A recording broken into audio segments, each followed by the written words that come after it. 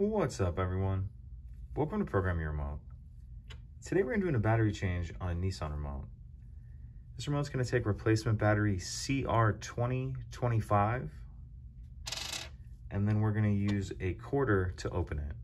If you don't have a quarter handy, you can also use a flathead screwdriver or something similar. But if we take our remote and we look down near the key ring, we'll see this notch on the bottom. Put the quarter in there, and then we're just going to twist it like this. Pop the shell apart.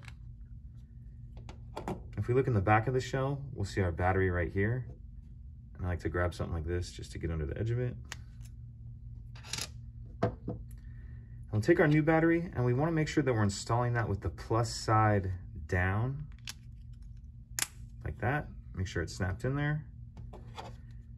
Grab the front and go ahead and snap the two halves back together. And that's it. Pretty simple. If you have any questions, please let me know. If you could take a second to like and subscribe, it helps us out and I'd appreciate it. Thank you.